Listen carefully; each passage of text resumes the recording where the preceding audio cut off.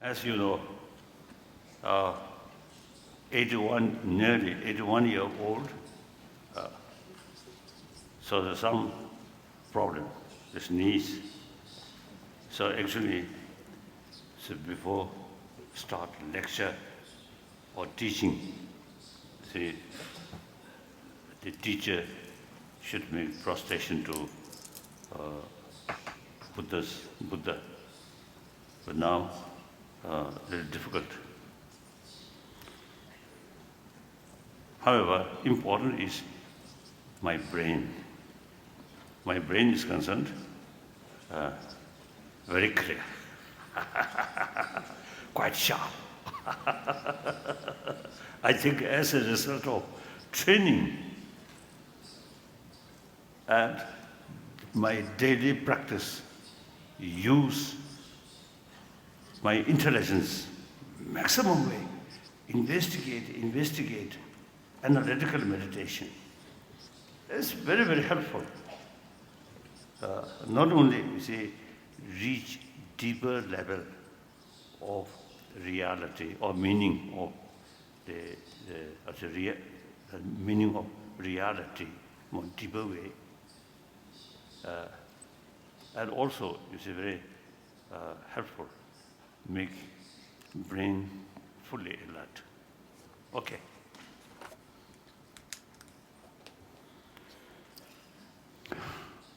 Thank you. Share your. So is there something to say in the beginning? Someone? Huh?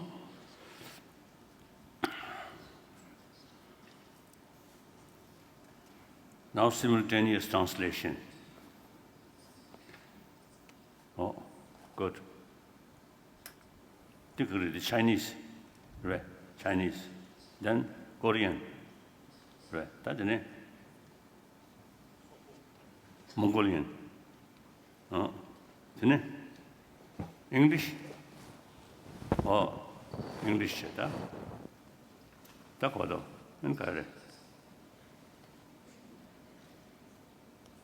Okay. Russian? Right.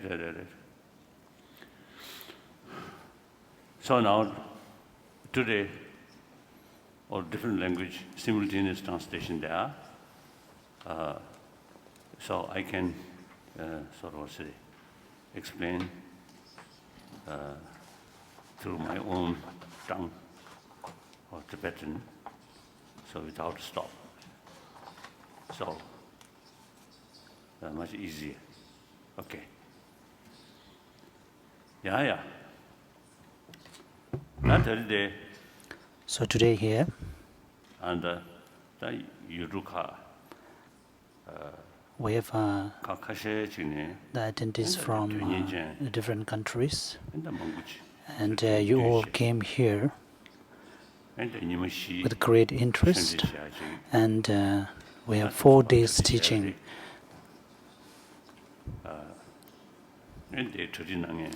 And I wanted to thank all the organizers who make this event possible. And also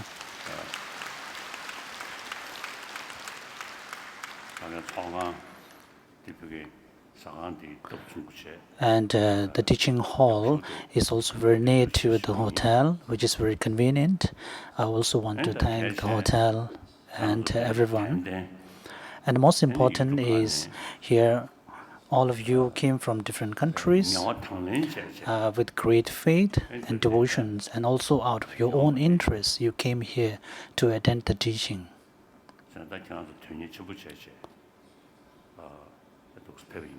So since you came here with great interest, so my greetings to all of you, and thank you for coming here.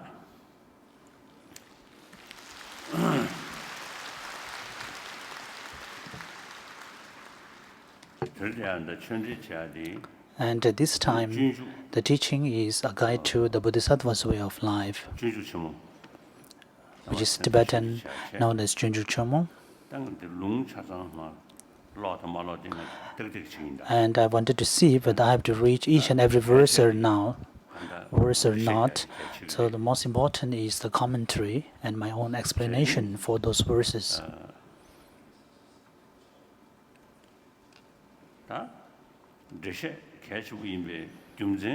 The reason why the explanations become very important is that in this world, generally there are so many different faiths, and within those different faiths,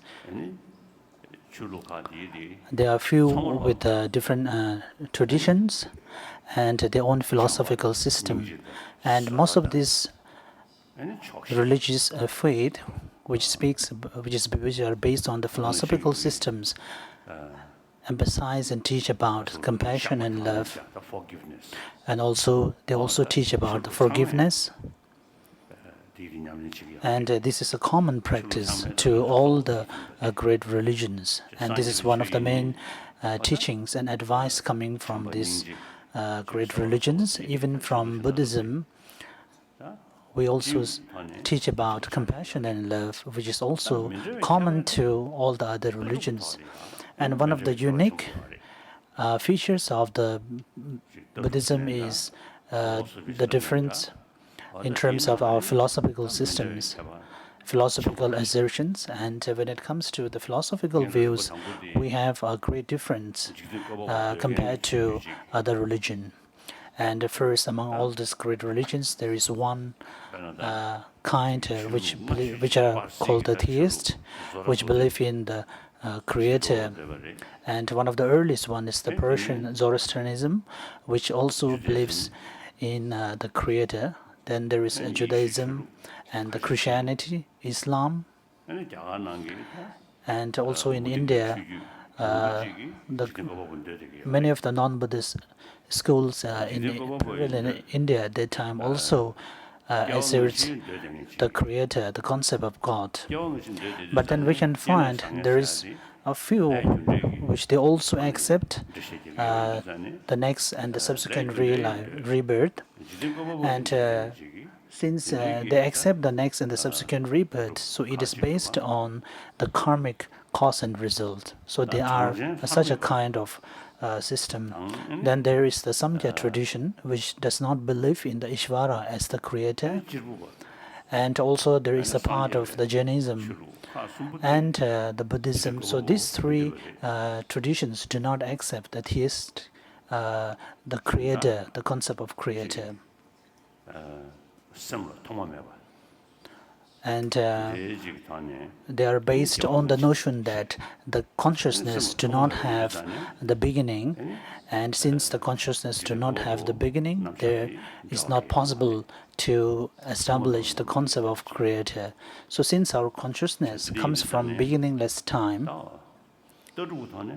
so therefore based on these philosophical systems, there are different variations within different traditions.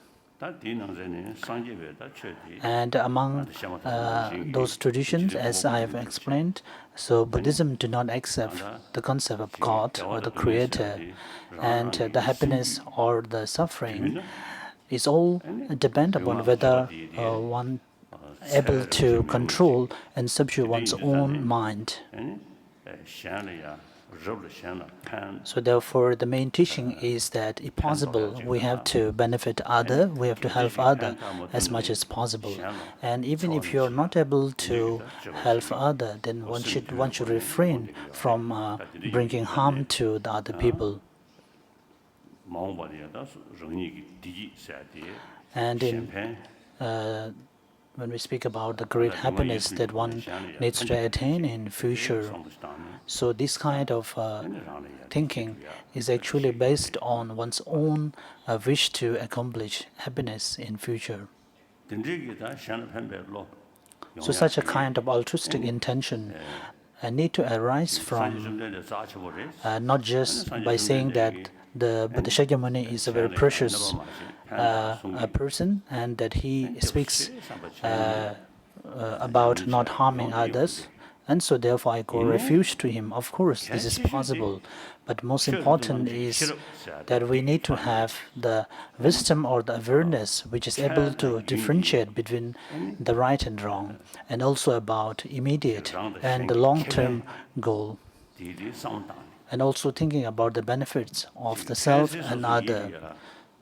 It may be possible that we have some satisfaction for the short term or the immediate period, but ultimately it may lead to more troubles and a problem. So such a kind of approach, so that we have to abandon, for example, the attachment or anger. So even if we speak about attachment, for temporary, there is a possibility that it can bring you some pleasure or something that you wish, and also with anger, we will be able to destroy or defeat our enemies. But at the very moment when we feel attached or anger towards that any person, so there is no possibility of a peace mind, and once we are under the influence of those afflictions, we become wild persons who are not able to control their own mind. And we can see in this world that the people kill each other. And now, if the elephant or the tiger, these wild animals, kill a human, then it becomes a kind of a news. But the people in this world killing each other, which also numbers to hundreds and thousands, has become a common thing, which is very sad.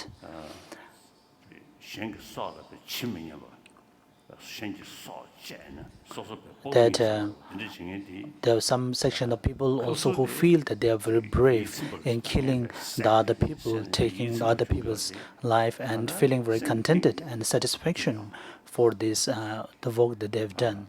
So even though they may have a certain satisfaction, but especially when it comes to the end of their life, when the end of the life nears, of course, there won't be peace for them.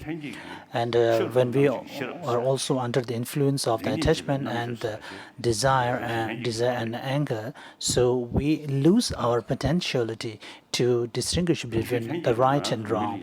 So all the humans have from inherently the capacity to differentiate between the right and wrong. So we all have this capacity, the intelligence capacity, to distinguish between the right and wrong. But when we are under the great influence of the afflictions, such as anger and attachment, so we lose the capacity or the potential of our intelligence mind.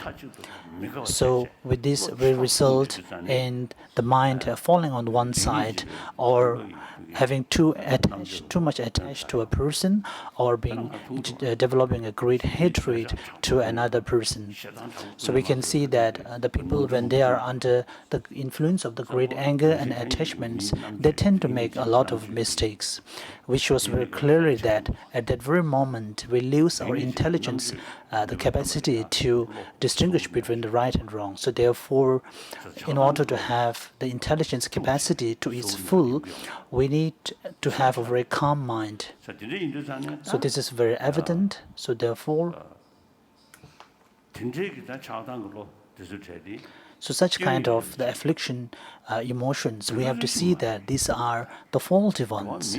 Of course, the animals will not be able to distinguish it, but as human beings, we should investigate further and tend to understand about the nature of this mind.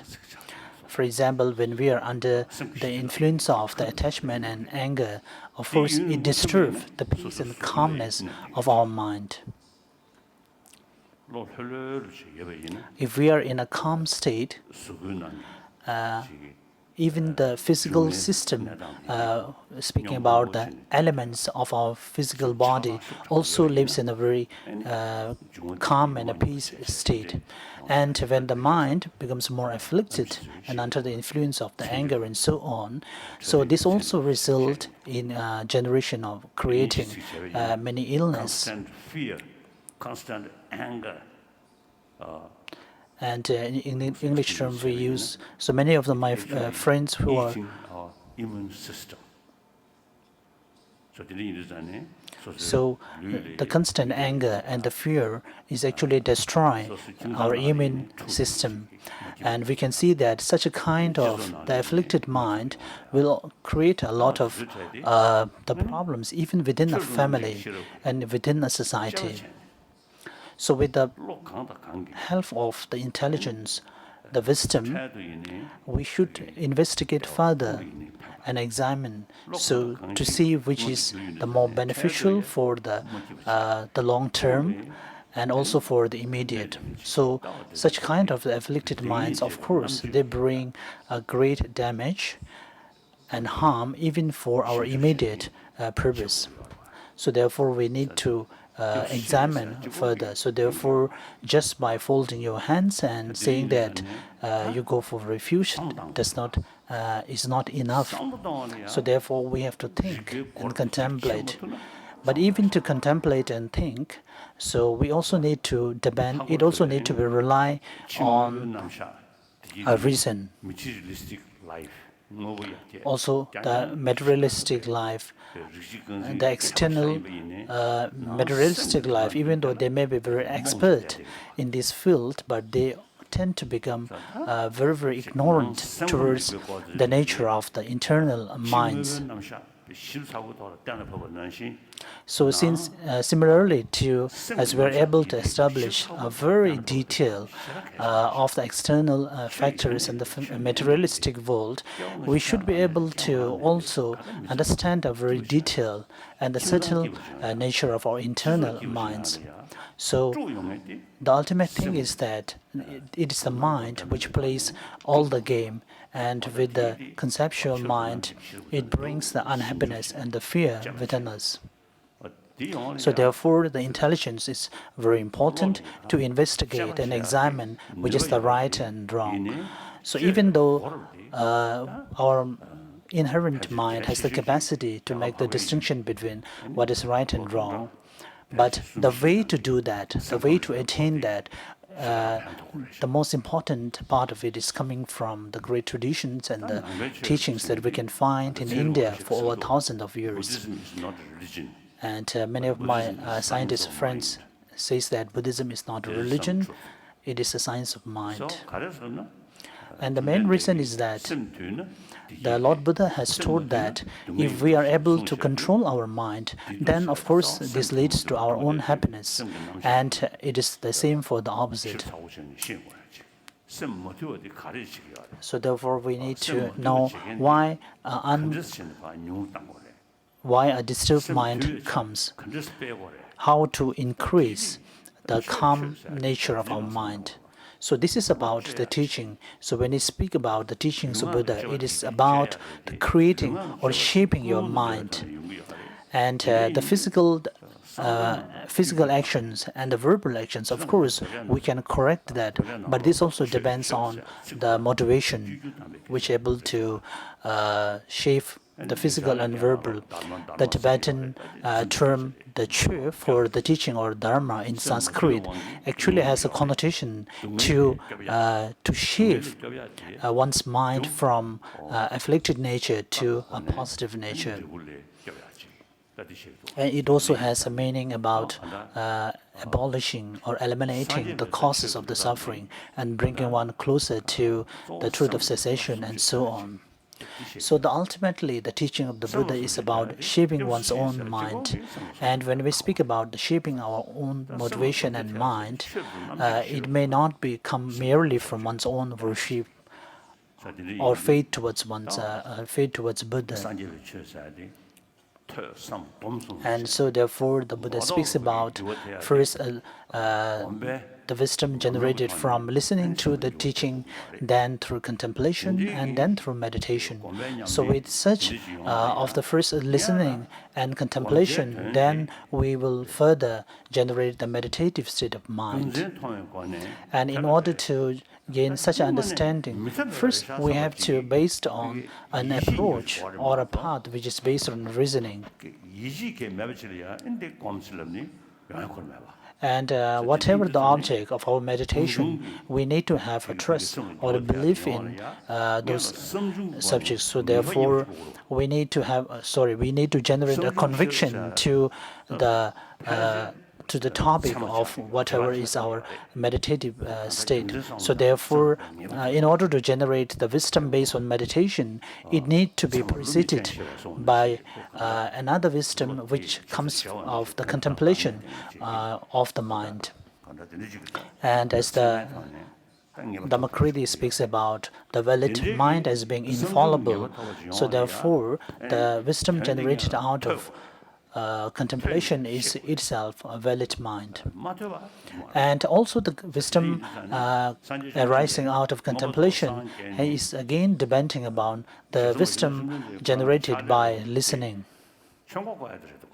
And if I say clearly that, of course, the Lord Buddha has some very magnificent powers. We speak about the miraculous activities of the Buddha, of the three, his body, speech, and mind.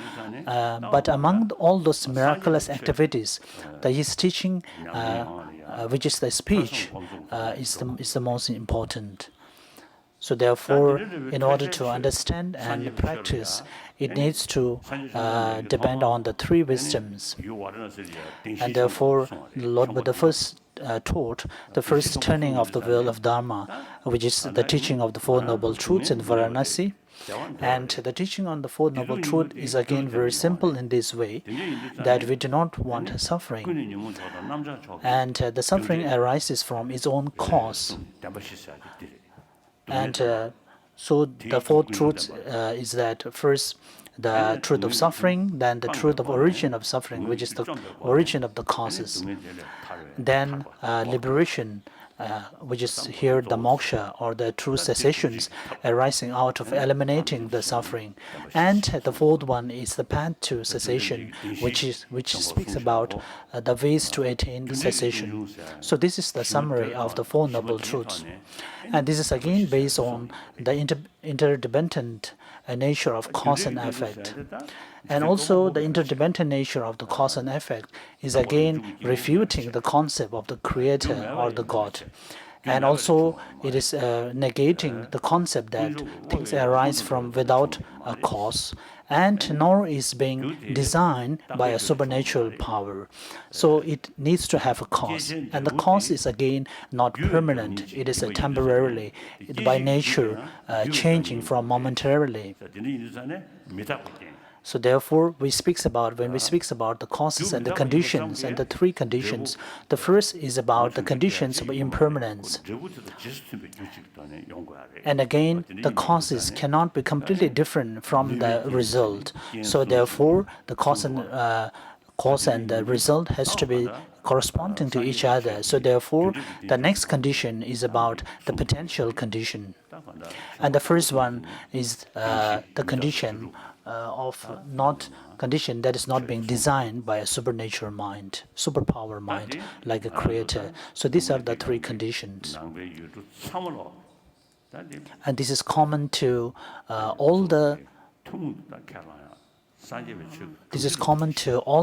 Buddhists all over the world.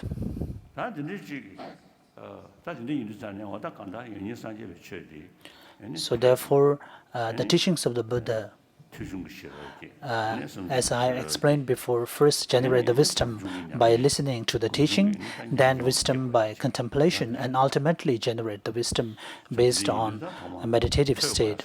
So first, it is very important to listen to the teachings and read. And in our Tibetan society, even in Chinese society, in many societies in the world, many people consider the faith as the most important. And the guru or the master gives some initiation or some other tantric practices, and they feel that merely by such empowerments, the students may generate special feats. But this is a very a path which is taken by very low intelligent person. But of course, there will be a faith which is based on wisdom. So this faith is, of course, very great faith that we all have to work hard to accumulate it. And if one is a Buddhist, then we say that Lord Buddha is very precious. And merely a faith generating out of a reverence for Buddha does not become a very complete faith that is based on wisdom. So the person who has such faith do not understand the nature of the Buddha and his teachings. So such a kind of faith is what we call the blind faith. And with such a blind faith, it is very difficult to shape one's own mind and to generate some changes in one's own mind. So therefore, from the great teachings and the traditions and Indian traditions coming from Nagarjuna and so on, and also in the Maitreyas Abhisamaya Alamkara, they speaks about the purpose and the four other factors. Then first speaks about, for this text, what is the content of this text. And if we understand the content of this text, what is the benefit that one will get out of it? And not just the purpose for the immediate, but what is the ultimate purpose that one can get out of studying this text. So therefore, with such an analytical way, if we concentrate and teach, then we will be able to eliminate the antidote to our afflictions and obscurations pertaining to the liberation and omniscient mind. And with that, we will be able to gain potential that we can attain the four kayas of Buddha. So without having such understanding about the text pertaining to its content and the purpose, so merely out of reverence, so then I would like to say that this is a path taken by a very low intelligent, lesser intelligent person, and which is again based on the faith. So if we take the approach or the path of the lesser intelligent person, that is again the blind faith, then we cannot guarantee that how long the Buddha's teaching will stay in this world. But otherwise, from another point, if we base the teachings of the Buddha on our own wisdom and analyzing and examination, then the teachings of the Buddha will last for many centuries. In our society, many people feel very happy and attent if they heard that there is empowerment and some blessing. But then if they heard that there is some explanation of the teaching, then people do not pay much interest. I think it was in early 1960s and 1970s. And when we explain about the content of the teachings, and I find that they are not much interested. And many people also fall asleep during the explanation. Then when they heard that there are some the empowerment initiations and subsequent permissions pertaining to Tantra teachings, then people pay a lot of interest and attention. So this is a habit that we all have, that I'm taking a blessing, so this is very precious. But I do not have much interest in the explanation of the teaching.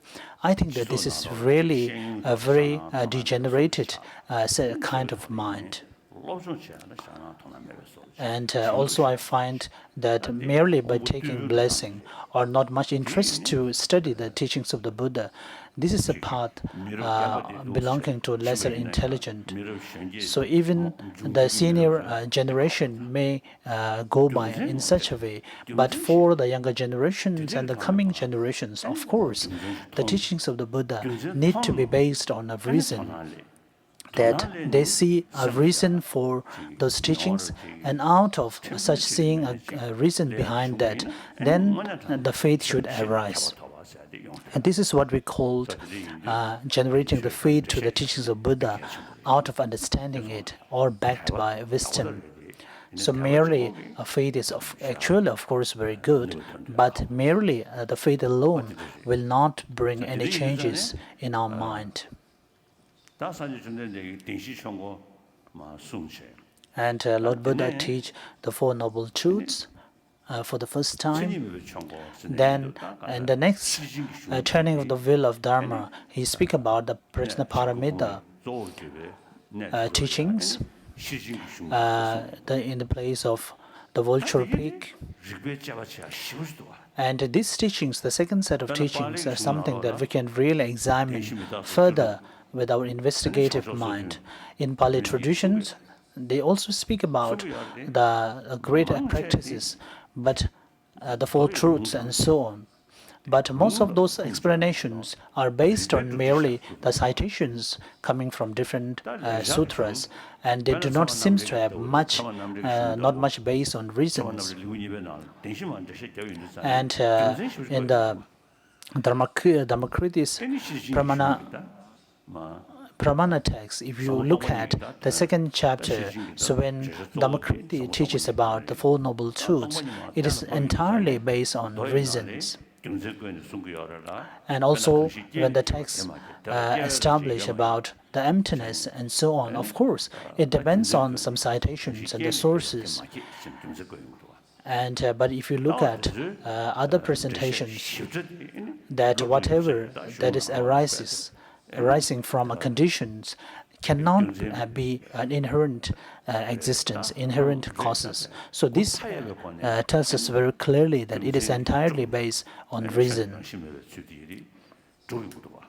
So ultimately, the Lord Buddha established the nature of all phenomena as absence of intrinsic nature based on reason. So generally, I categorize between the traditions of Pali and traditions of Sanskrit, and I do not draw a distinction between the great vehicle and the lesser vehicle. Of course, in the ornaments of the sutra, we can find that there is a distinction about the great and the lesser vehicle. So if we draw such distinction, then some people tend to have wrong connotation with respect to those terminologies.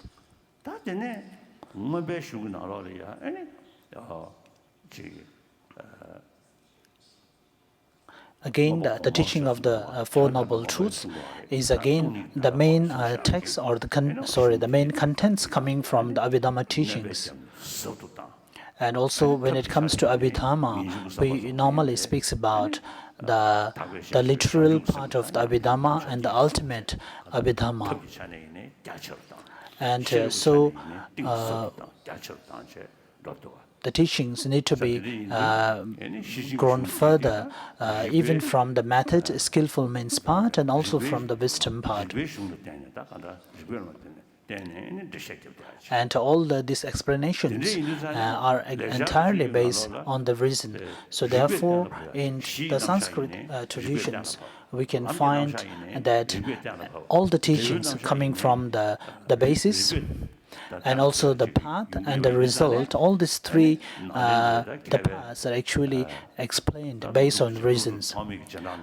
We can see the great text from Nagarjuna and also the Dignaka, who composed the Pramana Samuchaya, the compendium of the valid cognition,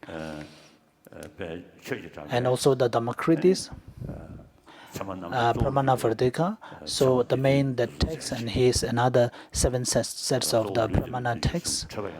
We speak about the 3 main texts and the 4 the subordinate texts. So all these texts pertaining to the epistemology studies are entirely based on reasoning. Then the Shantideva, who came to Tibet and who also has written the ornaments of the middle way, and he also composed another great commentary of the Pramana. And at that time, he investigated and examined the great assertions coming from the non-Buddhist traditions.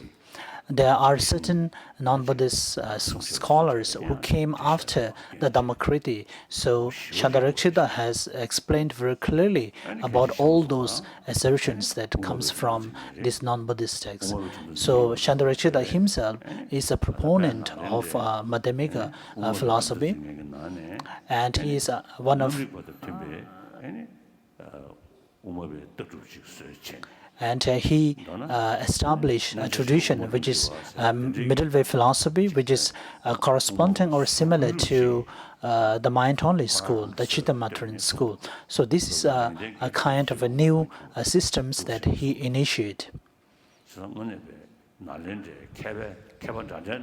And so in this way, we can see that he is one of the supreme masters that we can find in Nalanda. So he's a great scholar who is able to establish his own teachings.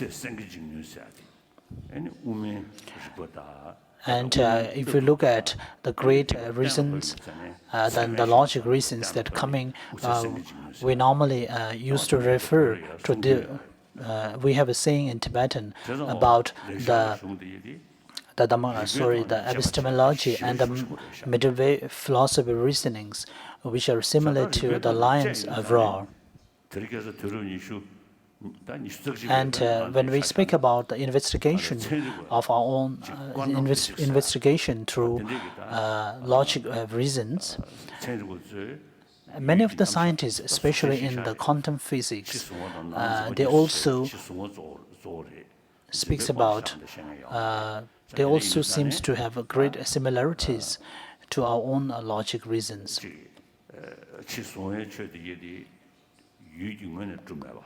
And the external phenomena that they do not arise from themselves, that they also depend on the mind that perceives it.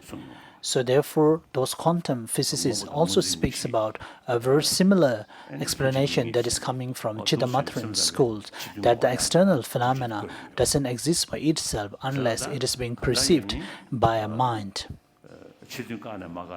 So whether we abolish the notion of the external phenomena or not, as the Chittamatra, the mind-only school, speaks about the non-findability of the external phenomena, and that if we have the conceptual, the conceptual mind, then there will be the external phenomena that is being perceived by this mind. So therefore, this quantum physicist also speaks about it in a very similar way to the Chittamatra concept. And I am really amazed by these explanations.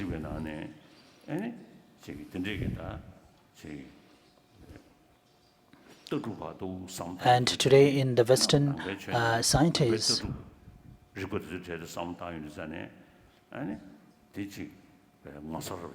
and they feel great amazed and by the explanations, especially the based on logic reasons that is coming from the Nalanda tradition. So they ultimately, what I meant to say here is that to investigate by based on logic reasoning is very important.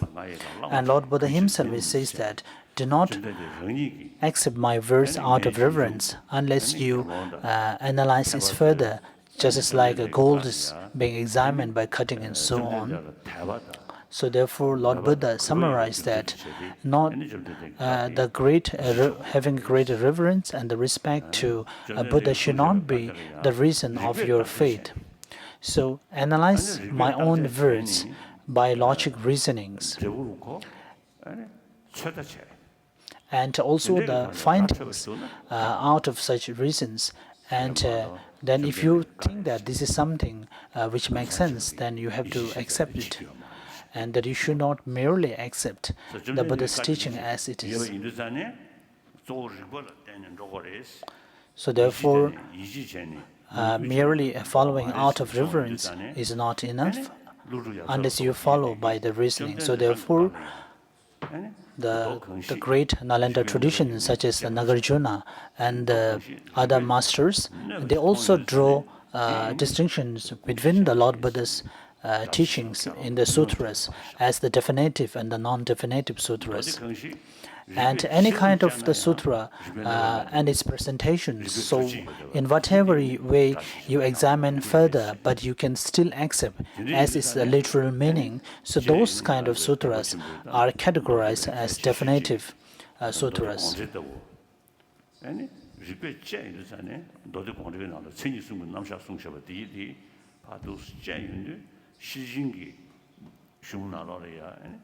And also some sutras such as Sangye Nirmancha Sutra, the sutra unraveling the Buddha's intent. So within this sutra, when it speaks about the non-existence of the nature of the phenomena, they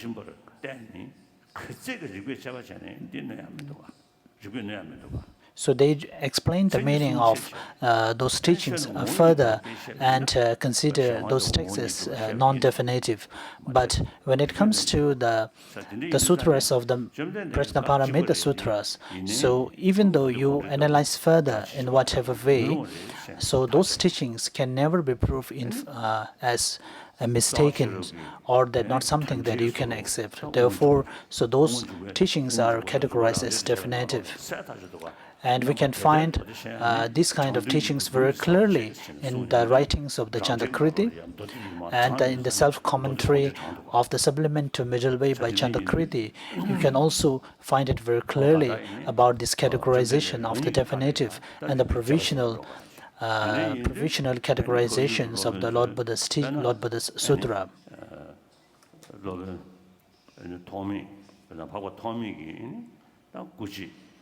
And in Indian tradition, we can find in the Vasubandhu's teaching, and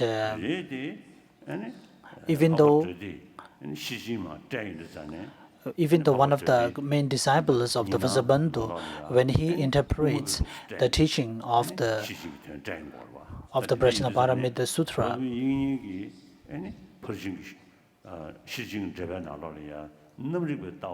and so we can find that the teachings of the Prajnaparamita Sutra is again being interpreted according to the mind-only schools. So therefore, even though the Vasubandhu is his teacher, so even though the way the Vasubandhu has explained the teachings of those sutras are against the fact, so therefore he stated that this is we can find in the verses that whatever the teachings being given, when we speak about the commentary of the Prajnaparamita Sutra by Vasubandhu, does not seem to be correct. So he interpreted in a different way, even though he is Vasubandhu's disciple. So therefore, it shows very clearly that this is entirely based on the logic reasoning. And I used to say that we Tibetans used to recite the 6-syllable Mani mantra. And also you have a consideration of the Avalokiteshvara as a kind of, in similar terms of as a creator. So I think that this is really not understanding the real teachings of Buddha. And the Chinese students and the practitioners also used to say Amitabha all the time. So this is again coming out of not understanding the teachings of the Buddha. So therefore, it is very important to study the text. And whenever I give any kind of teachings, I consider explaining the text as the most important. And so today here, the main text to be given is a guide to the Bodhisattva's way of life. So this text by Shantideva, so the main content of this text is the emptiness, the presentation on emptiness, and the bodhicitta, the awakening mind. So these two are the main content of Shantideva's text. From the 10 chapters, the first chapter is speaking about the benefits of the bodhicitta. So the first 8 chapters mainly speaks about the bodhicitta, the awakening mind. And the 9th chapter presents the emptiness, the teachings on emptiness. But when you study and read the 9th chapter, the first verse is that all these preliminaries that is presented before is mainly taught to gain the wisdom. So therefore, you can find in the opening verse of the 9th chapter that most of the teachings that has been given before in the 8 chapters is mainly to develop the wisdom. So here the wisdom is being referred to the wisdom that understanding the nature of all the phenomena.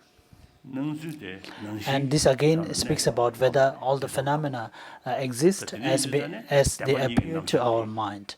So things, whether they exist as they appear. So with this comes about the two truths, the presentation on the two truths. And all the 4 philosophical schools of the Buddhists speaks about the two truths. But the two truths that we speak, the very deep and the subtle two truth system, the presentation that we speak here is pertaining to those teachings coming from the mathematical school.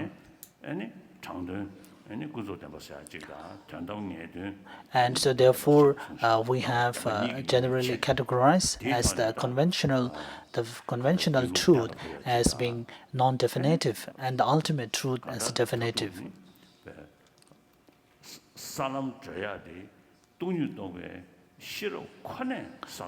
And it is only through the generation of the wisdom that we can progress from the one spiritual ground to another spiritual ground. And with contemplation and the meditating on the wisdom, so one will be able to progress further, enhance further one's own realizations of the spiritual grounds. So therefore, merely by the skillful means, it is impossible to progress from one spiritual ground to other. So even we speak about the skillful means also as a means to progress from the one spiritual ground to other, but actually the actual mind that acts as the agent to access the main factor that we arise from one spiritual mind to other is actually the meditative absorption.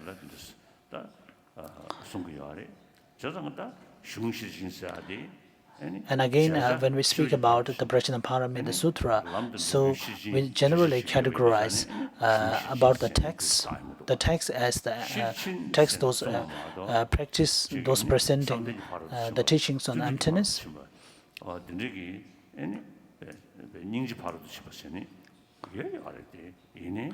And when we speak about the perfection, of course, we have the perfection pertaining to the joyous effort, the concentration, and so on. But the perfection here speaks about the perfection of the wisdom.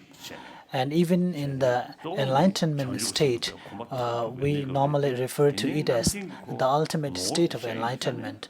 But so when we describe the nature of the omniscient mind, it is a mind that understands all the phenomena, the conventional and the ultimate phenomena as it is. So therefore, the omniscient mind is again given the title, the base on the wisdom, the perfection of wisdom. So therefore, in the Sanskrit tradition, so the wisdom is placed very much immense importance compared to other teachings.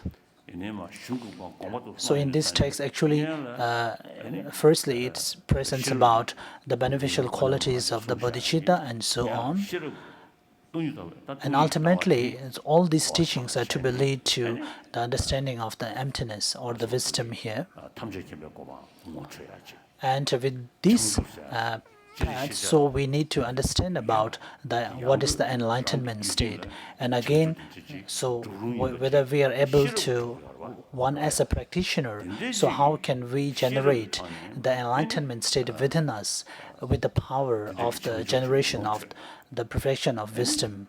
So, having understand such a state of the enlightenment state, so therefore one need to get such an aspiration that may I also attain such a state of Buddhahood, and not only myself but for all the mother sentient beings, may they also attain the enlightenment state.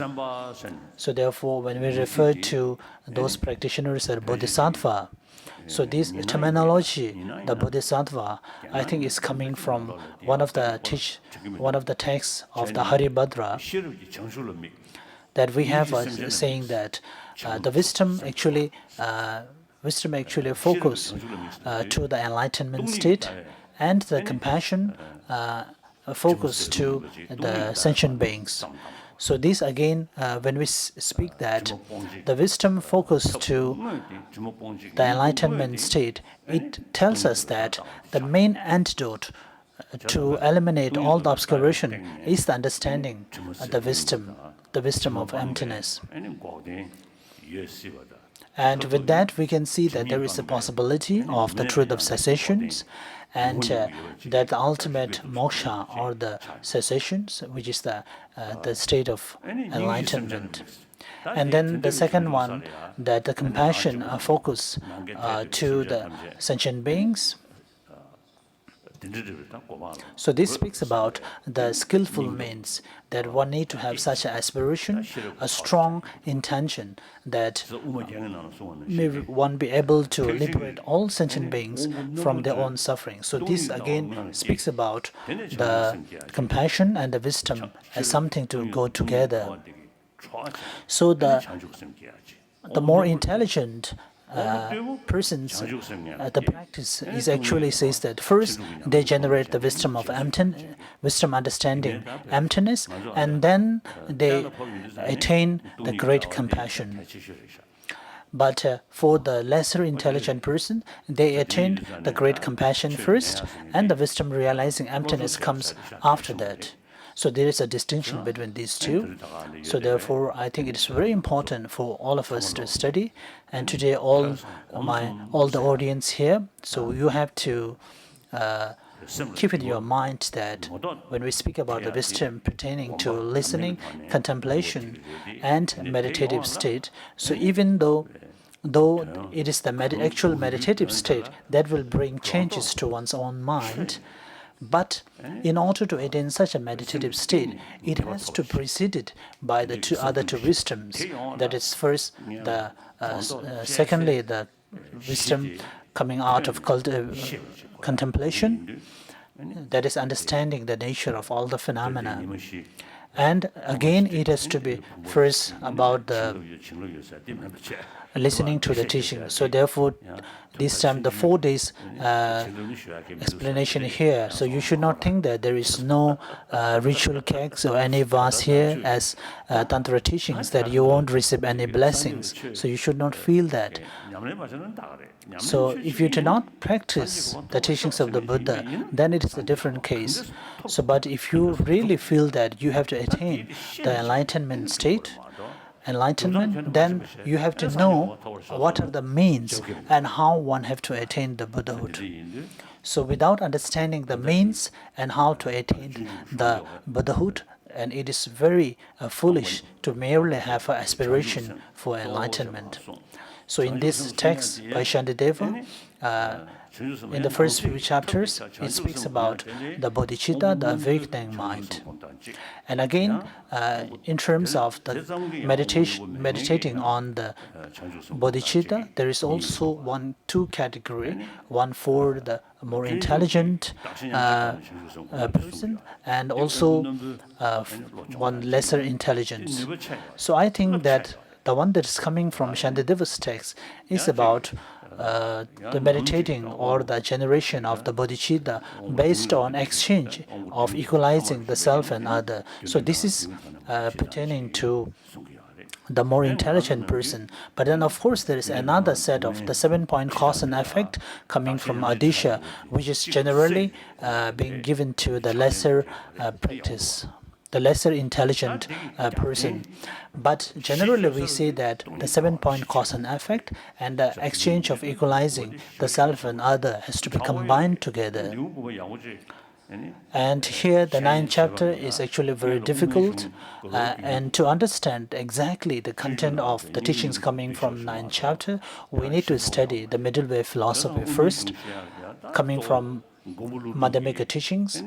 So in this 9th chapter, it is summarized in a very brief manner. So therefore, it is difficult to understand everything from by this 9th chapter. So therefore, we need to study the text of the Nagarjuna by the fundamental of middle way and the other Madhyamika texts coming from the Nagarjuna. The main text here is about the 6 analytical corpus of the Nagarjuna. Then there is a great commentary by Buddhapalita, and so this commentary on the fundamental of middle way philosophy by Buddhapalita himself, it speaks about very clearly and vividly about the interdependent nature of all phenomena. Then after that, we can find the commentary. We can see that it's actually the meaning commentary by Chandakriti, the supplement to middle way and its commentary and so on.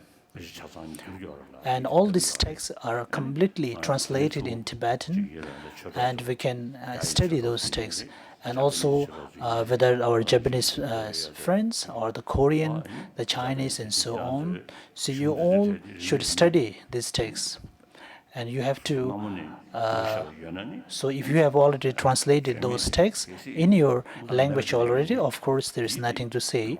But if those texts are not available in your language, then you have to work hard further to translate these texts. And there are some of my friends who are working hard to make an effort to translate some of these texts. I'm really very happy for them. So these are very important. So today, the text to be taught. So this is the way of the teachings coming from Junju, a guide to the Bodhisattva's way of life.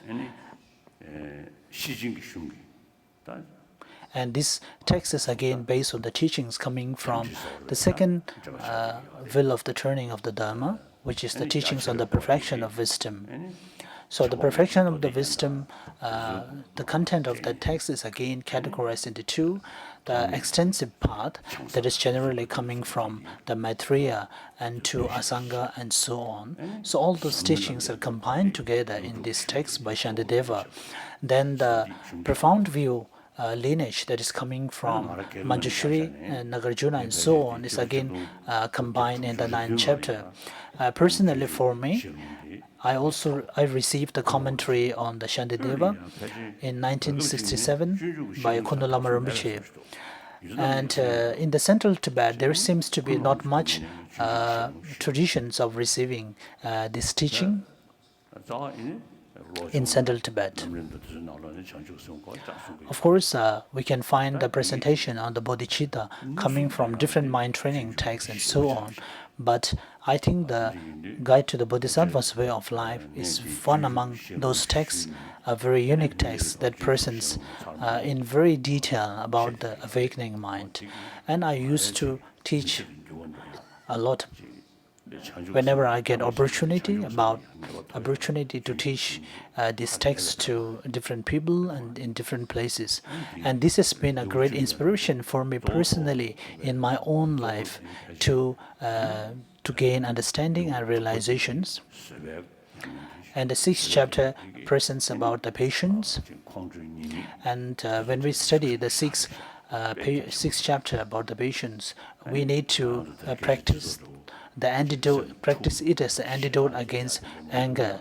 In today's society, we can see a lot of anger and hatred in our society. So if we study the 6th chapter, I think it will be very effective in controlling one's anger.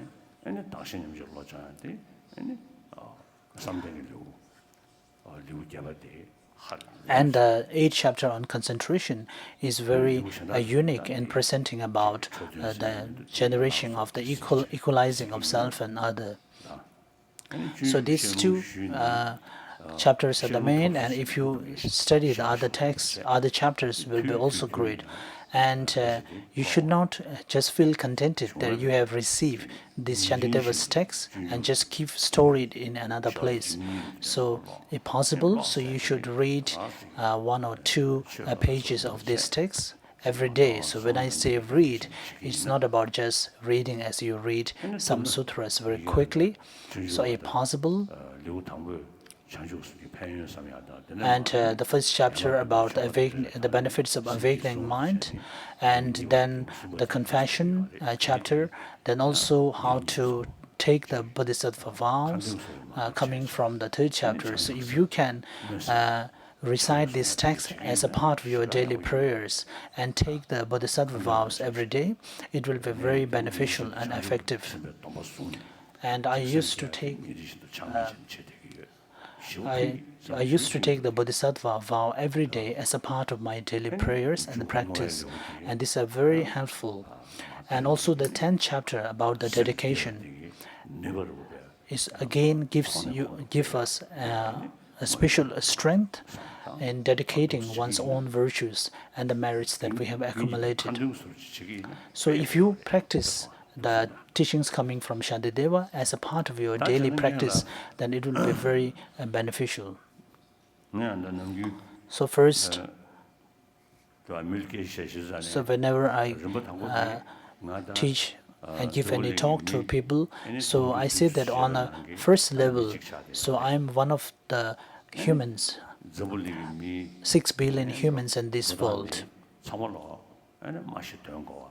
And all the human beings in this world are generally categorized as one with understanding, that they can speak. So if you are someone who pray with reciting the verses of going for refuge, and if you are someone who just recite the verses as a part of prayer, then it's a different case. But if you are someone who wanted to put into practice, then it is a different thing. Of course, when we speak about the numberless sentient beings, similar to the number of the grains of the sand in the Ganges River, those things are something that you can only aspire or just a part of your prayers. There is nothing that one can do. So there is nothing that we can do about all these animals that we can find in this world. Of course, they do not have the investigative mind, they cannot speak. So there is no other way that we can do except by prayer. But then there is another possibility that you can do something, not merely for prayer, is the human species in this world, about the 7 billion human beings in this world. And we are all same, that we are born through our mother.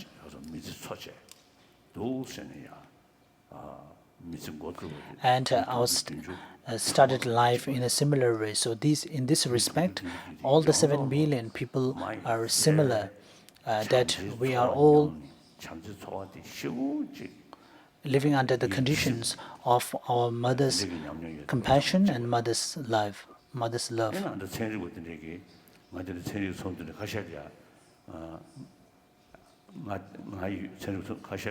In some of the conference of the science conference that I attended, so one of the scientists explained that the infant baby about 4 or 5 months old, if you present or show some pictures, a cartoon or some pictures, and one picture depicts a very two child loving each other in a very compassionate way. So they help each other. So this is presented. And one child is trying to go against a slope and with a football, and the other one is supporting him by pushing from behind. So by together, so they are trying to bring the ball to the outward. So these pictures, when shown to an infant which is only about 4 and 5 months old, and I've seen it myself, that infant, even a baby, they cannot speak at this moment, but there is an expression of great joy in the face of that child. Of course, we cannot explain anything to that baby. So when that infant see the expression of the love and compassion, so it also generates a sense of happiness within that infant itself. But then there is another picture where one child is trying to push the football off against the hill, but then there is another child who tried to bring it down and harm that another child. So when this picture is again present to the same infant, which is about 4 and 5 months old, so then immediately we can see a restrained face. In the face expression, we can see that the child is disturbed and not happy to see that picture. And it is also a general perception that if we have more compassion and love practice, then our physical well-being will be also better. And we can also see within a family, so whether they are rich or poor, so if a family lives in a very compassionate, in a very love and a friendly way, then they are more happy. So even though the family may be a very rich one, so but if they lack the compassion and love and the friendliness among themselves, then they won't be a very happy family. And if a guest comes to a family which is a very compassionate family, then those guests coming from outside will also feel a sense of happiness, sense of easiness in that place. So even though that another family is filled, another family is very rich and they have all the facilities in the world, but if they are kind of a reserve and without much friendliness, then if another person from outside as a guest comes to this place, we can see from our own common sense, using our own common sense, we can see that they are not happy. So this summarizes the whole thing, that if we have compassion and affection towards someone, so this brings the happiness in that person.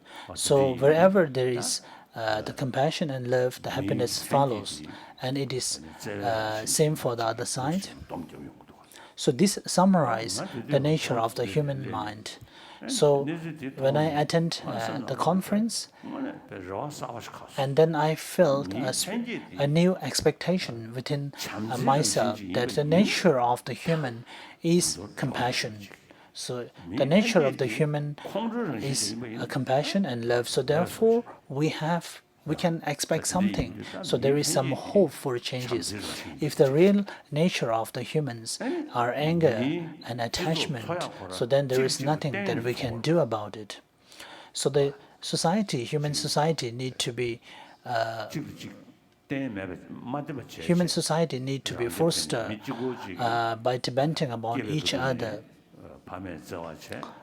If you think about an individual, so as soon as you are born, so you are under the care of your mother, and this is how you start your life. So even if you do not have a special care for the other people, but all your belongings, all your facilities and amenities again depend on other people and society. And the human society is again referred to as a social that needs to be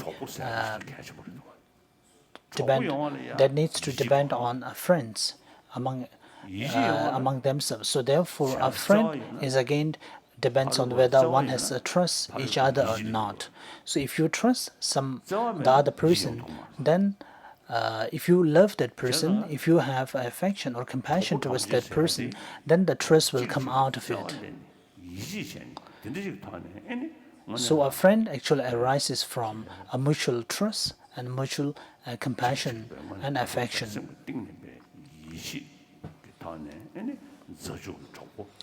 So the mutual trust is very important for the friendship in this world, and we can see that there are many people living in great cities. Even though the cities has a population of many millions of people, but the person-to-person contact is not much there. So everybody goes to their own work every day and try to live their own life. So even if they meet someone on the road, you just say hello and just exchange some words. So this is very evident. And even in India, we can see that the rate of suicide is we can find much more in the great metropolitan cities. But if you look at the other parts of the world, such as a small village, where they all live in a very friendly way, that if a family goes into some problems, then another family comes to rescue it and help. So there is a mutual respect, and there is a special relationship between families in the village. So therefore, the suicide rate is very, very less in these villages. So since we are ourselves called the social animals, so therefore the friendship is very important. Of course, you can get friends by due to your money and so on. So, but that friend is merely out of your own wealth and so on. But if your wealth decrease, so those friends will no longer be there. Similarly, friends coming out of power, so if you are a powerful person, so then you may have that person as long as you have the authority and the power. So if it is a genuine friendship, then as you spend more time together, so your friendship needs to grow further. So a friendship merely coming out of power or the money won't grow further. We have a story in Tibet. So a monk, so when he was a very simple person before, he did not have much friends or relatives. Later, when he became a bit more rich, and we store the coins together, and when all the friends are assembled one day, and he put the stake of his coins, and he says that I have now friends, even though I do not have friends before. So this is due to the stake of the coins. And when you have some wealth and when you become rich, then the more friends tend to come, saying that I'm your relative and I'm your friend and so on. So these friends are generally coming out of due to one's power, due to one's authority and one's will. So the genuine friendship should come from the mutual trust within themselves. So if we explain the human society from that perspective, the compassion and the love is very important. We are not speaking about the previous life or the subsequent lives. And most important, the nature of today's world system is that the Eastern world depends to the Western world, and also the Northern world depends to the Southern world. So all are interconnected, and also the environment system is such that an effect to a part of the environment in the world will bring the effect to another part of the world.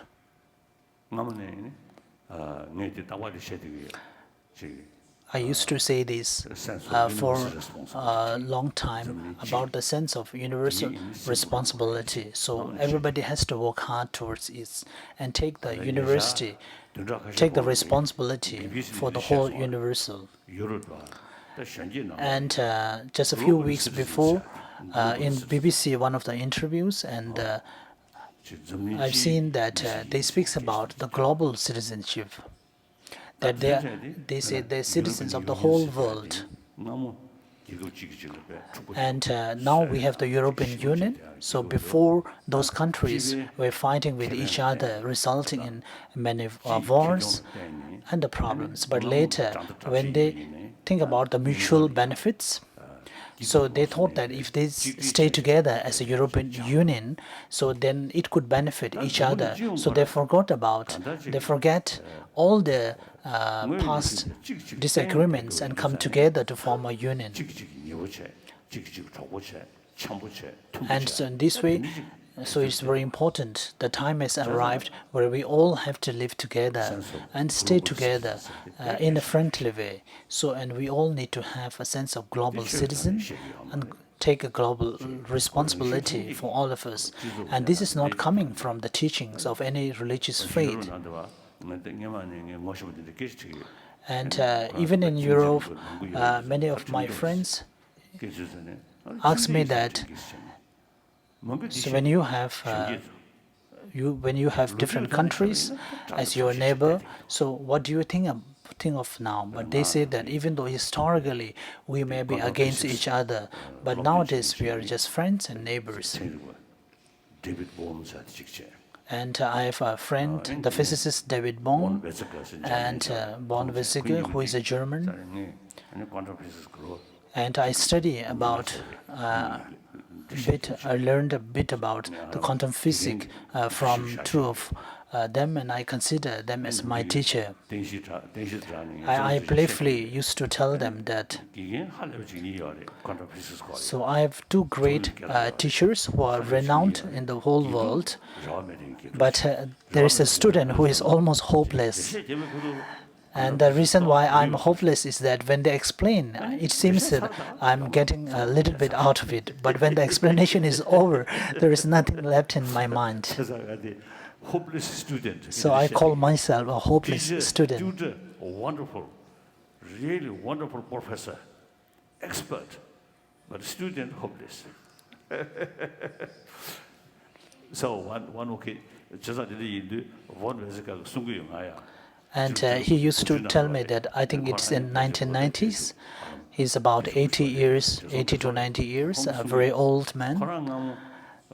He used to tell me that when he was young, he's a German, and he used to see the France as his enemy. And similarly for the French people, so they consider Germans as their enemies.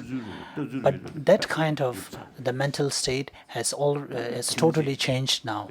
But now they are neighbors. They depend each other for economy, even in terms of the war or the military power and so on. They depend on each other. So therefore, when we speak about the global citizen,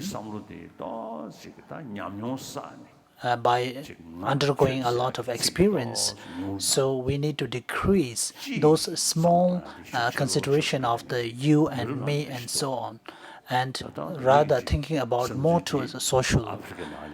And so this is growing in the Europe, and I think that this should also develop in the African countries, in the Asian and Latin America, and so on. So sense of the global citizenship and sense of global responsibility need to be progress in all over the world. And good news, good progress. In the previous month, about on the 3rd and the 4th of that month, I think there was one participant from Burma. Other than that, most of the participants are from the different African countries, about 15 different African countries. So most of them are from Africa. Then there is also a few representatives from Arabian countries, also from Egypt, Turkey, and so on. And also there are a few from Iraq. And most of these participants that came, they are Muslims, and their faith being Islam. about 20 of them, and being organized by one American firm, we had a conference in Dharamsala. Then I feel great hope and expectation by this conference. I do not have any relation with them in terms of my faith, in terms of the culture, and so on. But they underwent a lot of hardships. And some of those, the young people, they told me that due to the bomb explanations, and many of their friends and the families died in those the war and explanations. And such a kind of the person and the people coming from these war-torn countries, now they speak about the peace. And they say that if they do not work for the peace in the world, then there is no other option. So peace seems to be the only option for them. So they have seen it, the need for peace in this day. So I was really moved by their expression. And also this concept of the global citizenship is also not coming from any religious tradition. It is a kind of a sense to think more or to do more for society. And all these the young participants that came to Dharamsala to meet me. So even though they come from these war-torn countries and under very hostile communities and situations, but then they have a hope of peace now. And many of them, when they express the hardships they underwent, they have tears in their eyes. In this world, there are a lot of the violence and the very sad news, sad events happening all over the world. In the Middle East now, the humans killing each other. And sometimes the faith as a reason. So faith as a reason for violence is happening to many countries. So this is similar to the medicine turning into poison, and the deva or the god and the goddess being turned as one enemy.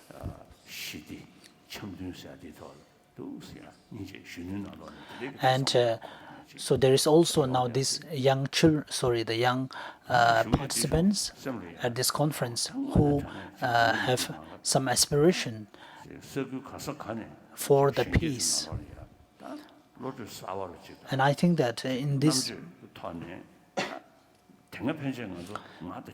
so till now, so we have been considering the you and the other.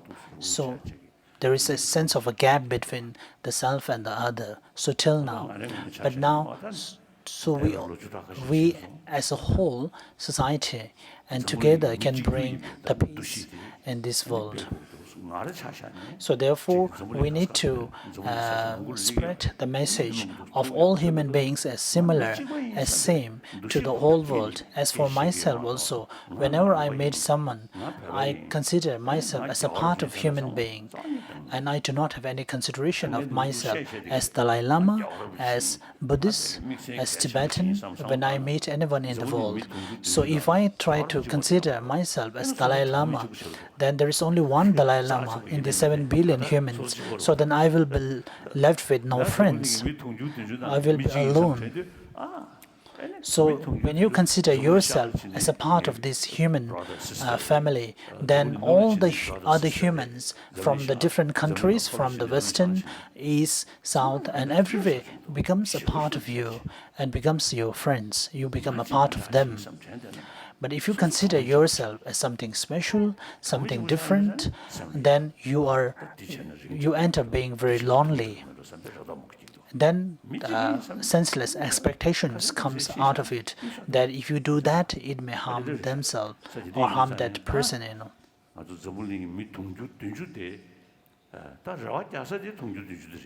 So therefore, the main hope that we have is the 7 billion people in this world.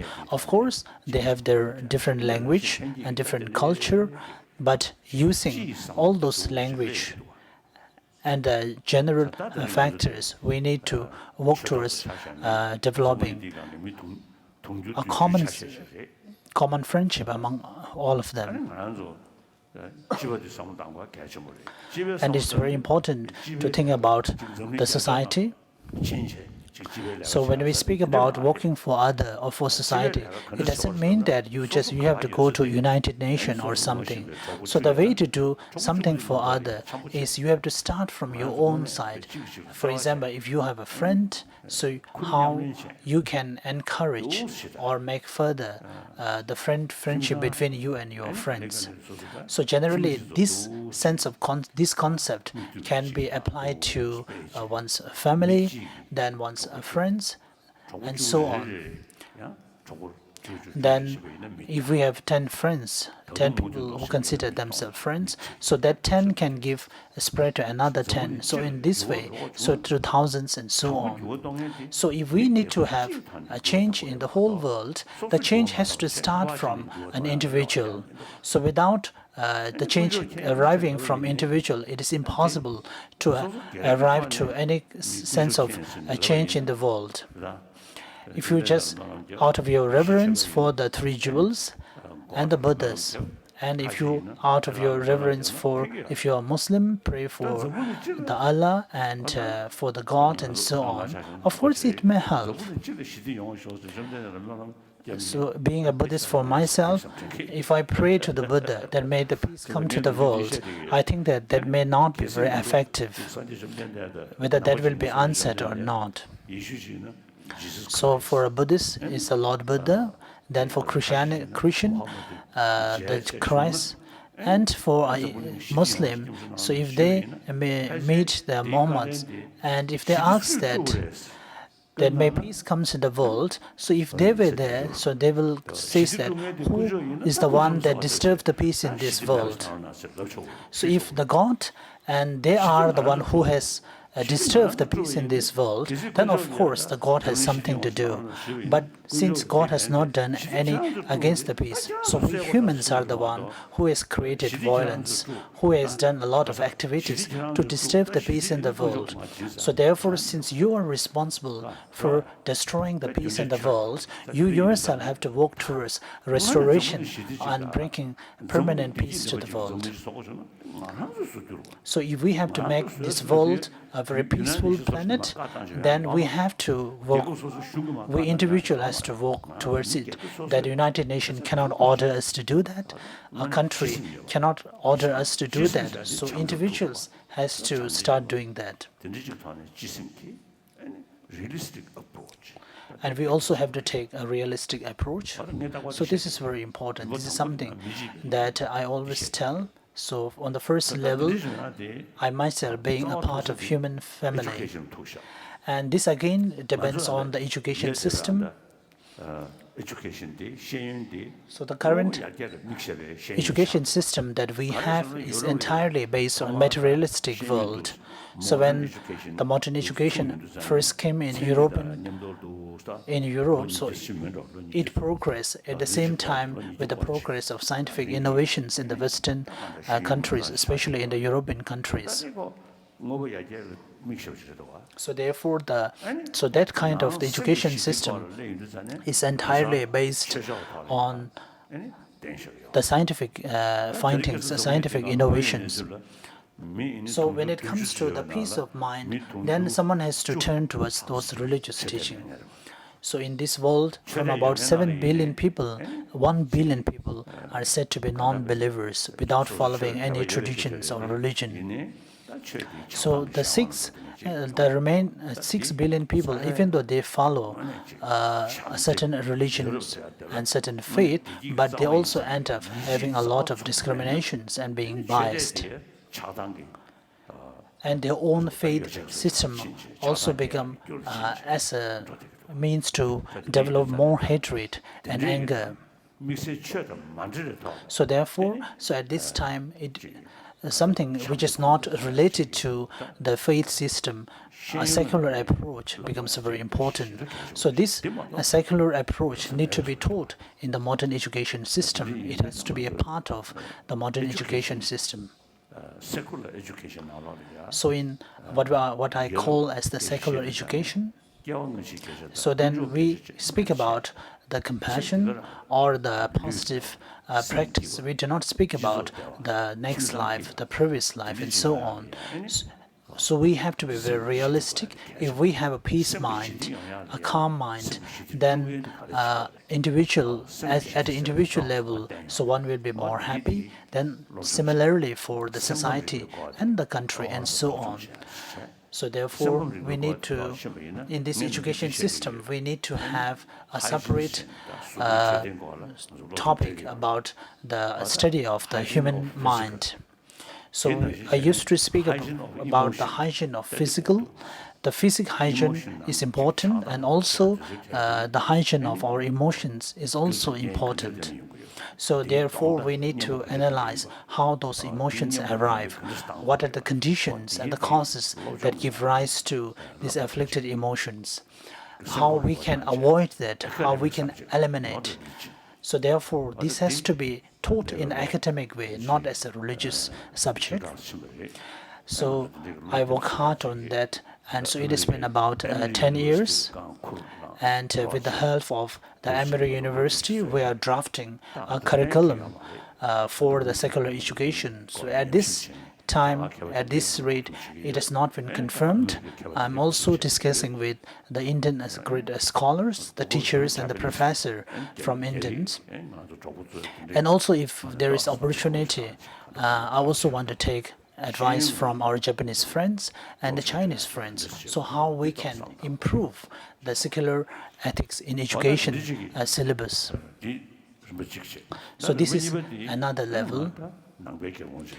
And on the second level, I'm a bhikshu, a follower of Lord Buddha. So I consider myself being a monk, so therefore it is very important to speak about religious harmony in the world. In this world, taking the religion as a name, there are a lot of hostilities happening all over the world, which are out of our mind.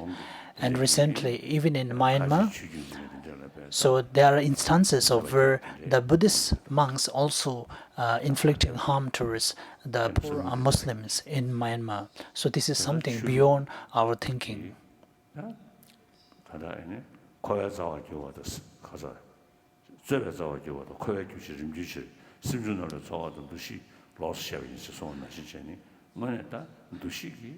And when we also have a quotation coming from Abhidhamma Kosha, which states about the order of the five aggregates, that the consideration, the mental state of consideration is placed in a special way. So therefore,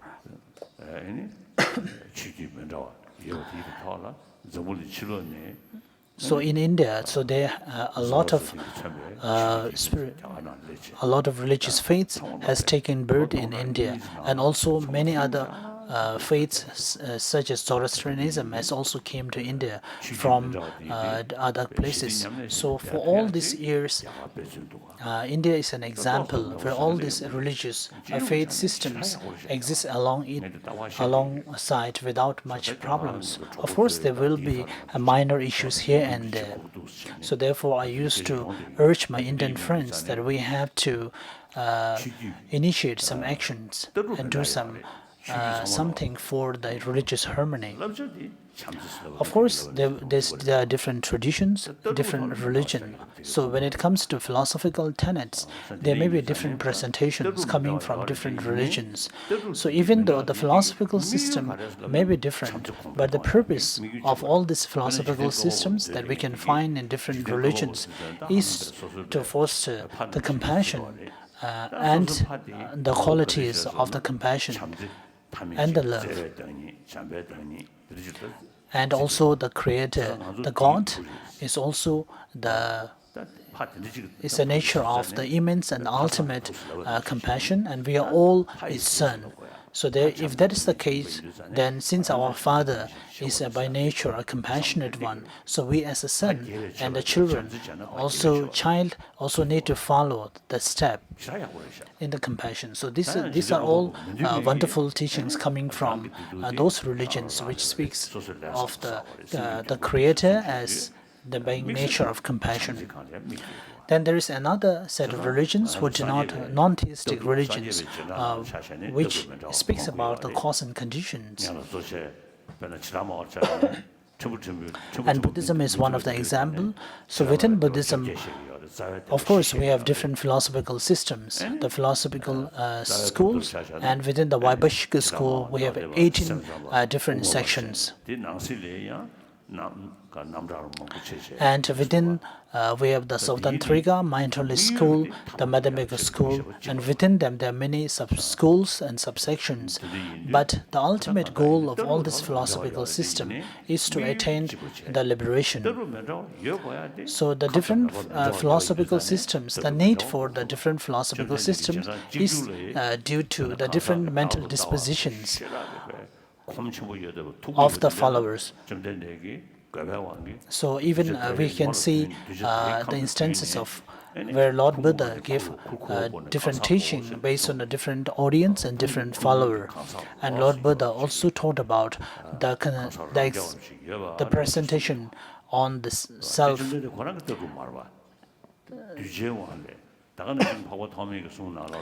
Where Lord Buddha teaches about the self as being intrinsic, so to a certain number of the teachings. And also we can find the different teachings coming from Asanga's text and so on. So therefore, we have a different distinction between the intention of the text and the intention of the person. So the intention of the text may not be the intention of the author. So I was reading The Blazing of the Reason recently by Baba Viveka. And when in that text, when the presentations coming from mind-only schools are negated,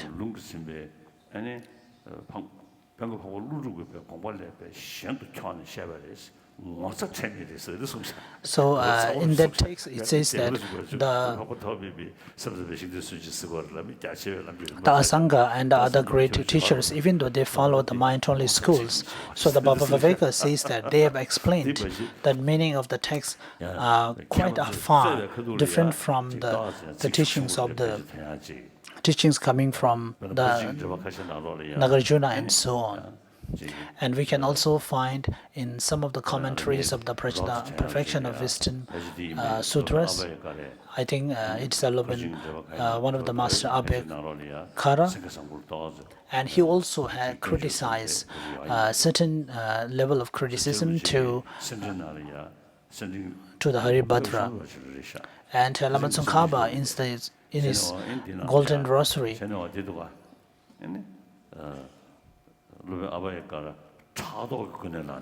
and in the Golden Rosary of Lama Tsongkhapa, it is stated that Abhyankara, due to being jealous of something, so this phrase is also used.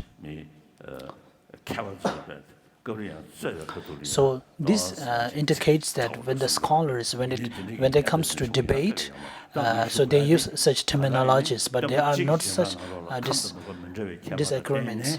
So even within the same follower of the Buddha, so due to different mental dispositions, there are different teachings. So this gives us the point that in this world, due to different mental states and also different place and different mental needs, and also due to the different climates, so therefore the different people in the world have different mental states. So therefore most of the followers in the Middle East,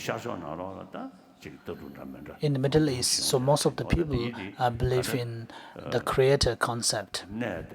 And in the eastern side, there seems to be more towards the Buddhism and so on.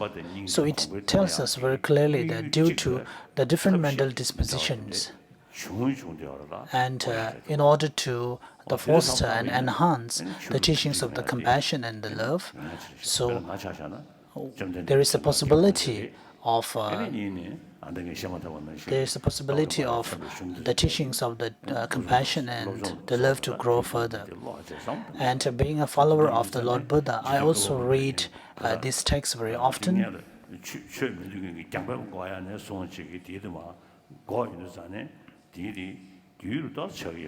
So when we read about the texts where the other non-Buddhist views are negated, of course, we tend to understand about their system.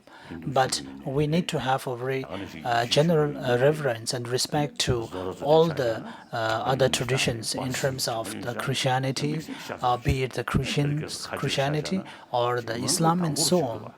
So Zoroastrianism, of course, they are only very less number.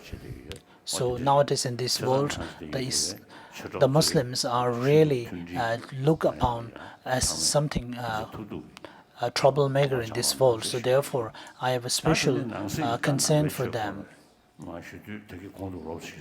So now coming back to our main text, as I have explained before, there is one tradition coming from Pali and also one coming from Sanskrit.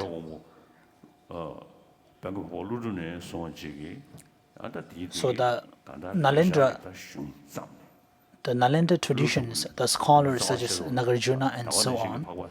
Then there is other scholars such as Dhammakriti and Dignaga, whose texts on the Pramana epistemology. So I was told that the Sanskrit version of his texts are really wonderful. So those texts, so they are themselves great scholars of the Sanskrit.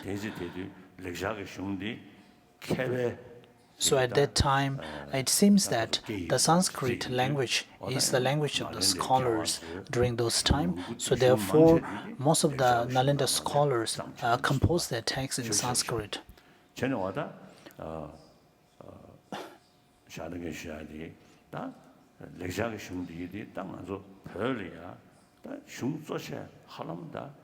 So most of these texts that exist in the Sanskrit were already translated into Tibetan. So the Buddhism came to Tibet in around 7th century during the King Emperor Songtsen Gampo. But the real teachings are very detailed. The teachings of the Lord Buddha, who initiated in Tibet for the first time, is the Shandarakshita. Shandarakshita, as I've explained before, he was one of the greatest scholars in Nalanda at that time, and he was invited to Tibet by Emperor Tizong Deoze, and along with him, so Padmasambhava was also invited to drive away the obstacles. So with three of them together, they work hard towards the preservation and the prevalence of the Buddhist teaching in Tibet. So it happened in the 8th century. So Shandarakshita, being a Nalanda scholar by himself, he also initiated system in education and the Buddhist teaching in Tibet, which is similar or corresponding to the Nalanda traditions. And he told that you do not have to preach the teaching in Sanskrit, so you can translate to Tibetan. And some of the historians says that Shandarakshita was around late 70s and 80s when he came to Tibet, but he studied Tibetan language and Tibetan script. He made effort to learn those when he came to Tibet, and also the lifespan of Shandarakshita is also a disputed one. And the common thing is that many people says that when Shandarakshita came to Tibet, he was about 70 years old. And one of my Indian friends, who's the Ubadeva, who is no more, says that so Tibetans love the long lifespan, so therefore Tibetans made the 90 years as 900 years.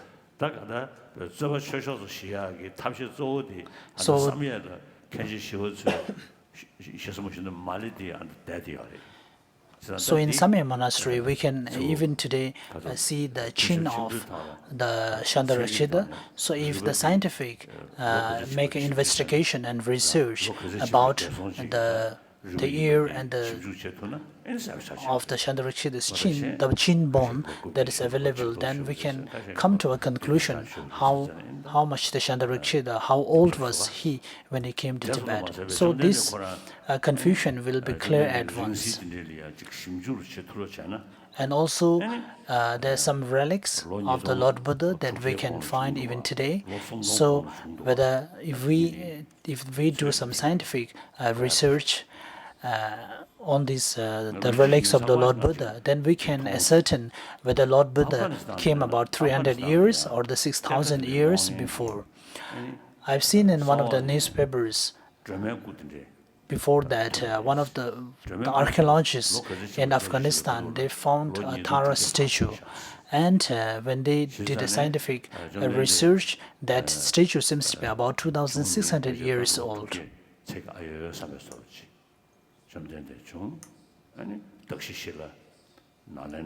So after Lord Buddha, the Nalanda schools came, then the Takshashila school came. So then gradually the Buddhism went to Afghanistan in Takshashila and so on.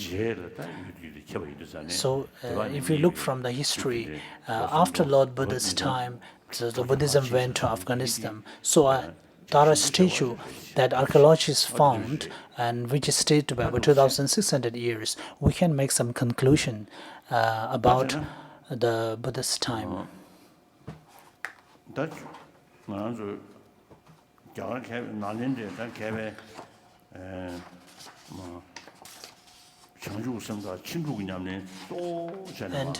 the scholars among the Nalanda traditions, and which establish about the great extensive that we speak about the bodhicitta and so on, we can find one system.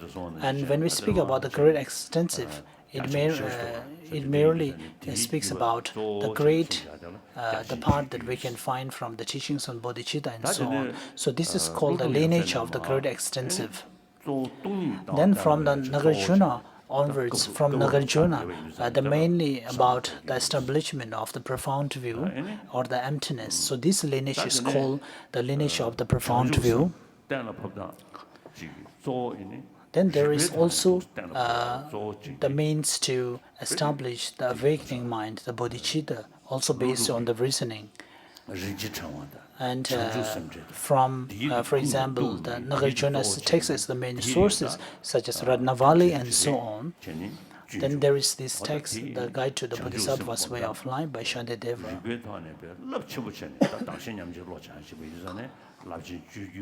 So this lineage is again called the blessing. Then some people also have the consideration of the practice lineage. And so there is no practice apart from the great extensive and the profound view.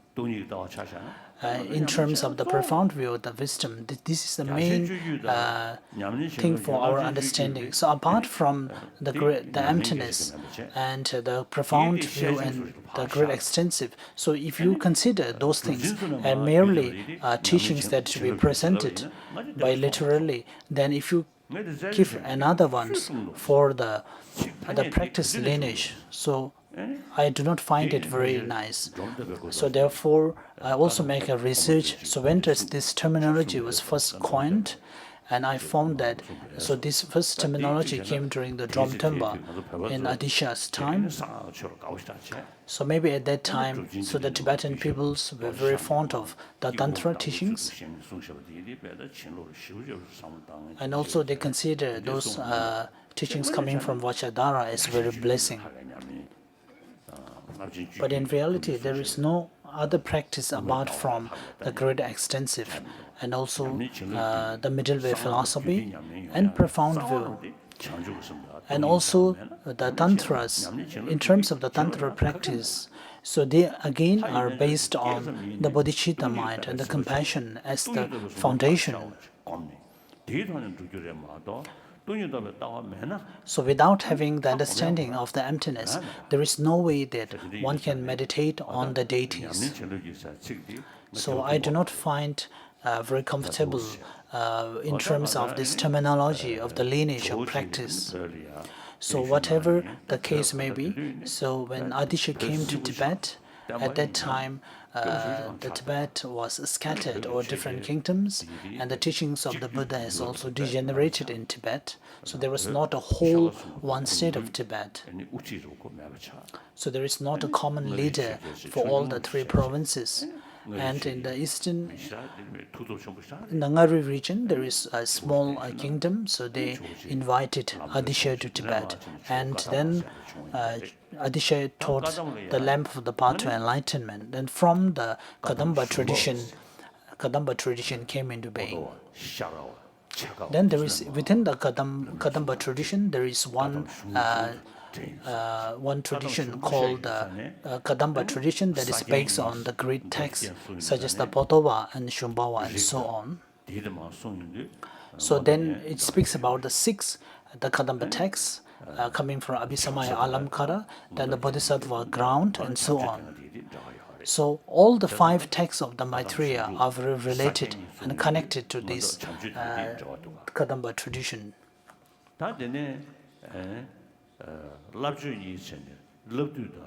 Then there is another for the Comparative of training and the guide to the Bodhisattvas with the 2 texts by Shantideva. So these 2 texts, as I explained before, to understand the 9th chapter of the On Wisdom by Shantideva, one need to have the understanding of the middle way philosophy and the other texts. So therefore, the 6 corpus, analytic corpus by Nagarjuna, are also related to companion of training and the guide to the Bodhisattva's way. Then there is also the other life stories of the Buddha, so which also explains the part common to that is coming from the first turning of the world. So generally it is categorized as 6 Kadamba texts. Then again it also consists of the 13 texts. Then the next is the Kadamba tradition coming from which is called the Kadamba Lamrimpa traditions. So which is mainly about the presentation of the path and the Lamrim text. So in Lamrim text we have the swift path and so on, which are again called the instruction Kadamba traditions. We can also find in the Zabutul many of the texts coming from the Zabutul Rinpoche. We can find it very evidently that those texts belong to the Kadam Mengaba or the Kadam instruction lineage. Then in the Longchen text, we can also find that those texts are more similar to the Kadamba text of the Kadamba tradition of the extensive texts. And in Kadamba tradition, there is also a tradition of teaching the convention of training and the guide to the Bodhisattva's way of life together. So I also received this lineage. So the thing is, those points which are very extensively presented in the convention of trainings and those which are not so extensively taught in the guide to the Bodhisattva's way. So in this way, those points which are not evident in one can be substituted from the other. So therefore, there is this tradition of these 2 texts being taught together. Then there's also called the new Kadamba traditions like Gelug, and also the previous one, the Sakya, Kaikyu, and so on. So they all same that we came from the 3 different sets of Kadamba tradition. And I think that when we speak about the Kadamba tradition of the practice, it is more towards an individual perspective. A special instruction or the teaching which is given by the Vajradhara, being in the form of mandala, to a specific individual or a student. Then when it comes to the 4 noble truths and the perfection of the wisdom, so this teaching are being taught in a more wider scope, which can be read and practiced by all, irrespective of whether it's given especially to one or not. And the scriptural and the realization teaching of the Buddha has to be preserved by one's own practice and imparting the teachings. So therefore, the teachings of the Buddha has to be practiced by first generating a very evident, a very strong understanding of the teachings of the Buddha. So someone who has the understanding of the emptiness and the middle way and the mind-only school's view, then if they recite the mantra Om Sabhava Shuddha, Savatama Sabhava Shuddhaham, and Om Shui Nadayana and so on, they will have a sense of understanding and a great realization part of it. But those who do not have any understanding of the middle way and the mind-only philosophy, so even if they recite that kind of mantra, it will be a very vague recitation. So after coming into India,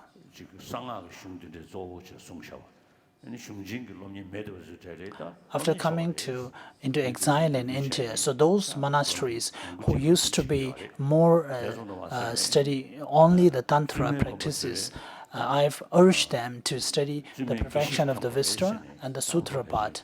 And also for the nunneries, I've requested them and that they have to study towards the Gishema degree. So this year, the Gishemas, the nuns who have graduated from the study of all the studies, are being given the honorary degree this year. So therefore, the study of the text is very important. I used to tell this to my Dhamma friends coming from China or from Taiwan, from anywhere. I used to urge them to study the great texts. And of course, many of them has taken this initiative. And in Taiwan, there is Tenzin Jamchen Choso Center, which also plays very important towards the study of this text. And also even in China, so gradually the system, the tradition of studying the text becomes more and more coming. And also within the lay communities, so the way to the introduction of the Buddhism and the study of the Buddhism seems to be progressing very well. So I wanted to tell a story here. I have a friend, so he went to Tibet and he told me that he went to Karze Monastery. So there are two monasteries of the Tantra and the Sutra. And the Tantra part, they usually recite the deity yogas and so on. They do not study the extensive texts. So some of those monks are invited to prayers at some villages, and some of the old the ladies and the old men at those villages, having attended the introduction to Buddhism for a long time, so therefore they asked those monks about the Four Noble Truths and Two Noble Truths and so on. So those monks from the Tantra college in Tibet, they cannot answer any of the things. Then they say that we should not give teaching to the lay people because later we have to feel ashamed when they ask the question to us. Then there is another story. I think it's in Tashilimbo Monastery. So since they study the dialectic and the philosophical studies, and the two young monks, so I think they are studying the perfection of the wisdom.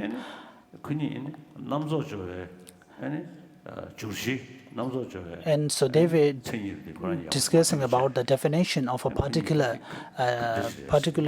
topic coming from the 4th chapter. So they are not able to recollect that very well. So then there is a senior monk approaching from the other side. So they decided to ask the senior monk coming from the other side. And they went there So the senior monks, so they went there and asked them, please tell us the definition of this. So the teacher, the senior monk doesn't seem to have studied anything. So he was pausing for a moment, looking at the sky. So this one is quite strange. So you do not have answer for that.